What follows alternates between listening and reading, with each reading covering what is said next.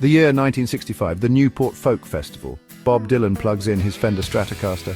History is made, or so the story goes. While the 1965 Newport performance was undeniably significant, it was not Dylan's first foray into electric music. That distinction belongs to a lesser-known yet equally important concert held a year earlier. On Halloween night 1964, Dylan took the stage at New York City's Riverside Church, not with an acoustic guitar, but with a full electric band. This event, a benefit concert for the Emergency Civil Liberties Committee, marked a pivotal moment in Dylan's career.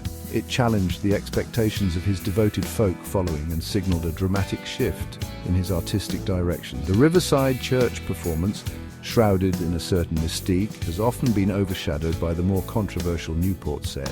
It is time to set the record straight and acknowledge this often overlooked event for its true significance. The atmosphere inside Riverside Church that Halloween night was electric, both literally and figuratively.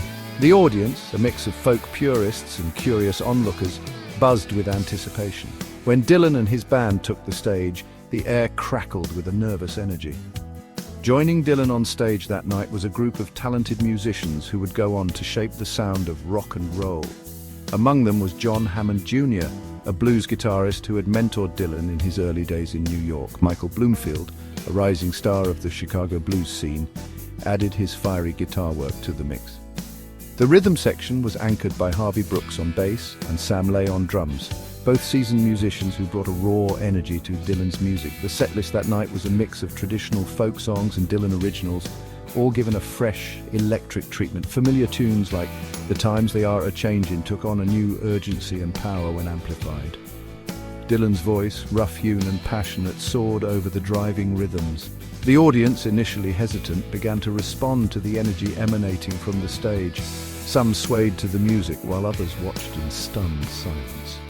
By the end of the night, the crowd was on its feet, a mix of cheers and a few scattered boos filling the air. The Riverside Church performance marked a turning point in Dylan's career, a decisive step away from the acoustic folk that had brought him fame and toward the electric rock that would define his legacy. It was a bold, artistic statement that alienated some fans while captivating others. The concert showcased Dylan's evolution as a musician, his willingness to experiment and to push the boundaries of his art. Despite its significance, the Riverside Church performance has often been overshadowed by Dylan's more infamous electric set at the 1965 Newport Folk Festival. The Newport performance, captured on film and widely disseminated, became a defining moment in rock and roll history. The image of Dylan, clad in black, wielding his Stratocaster like a weapon, has become iconic.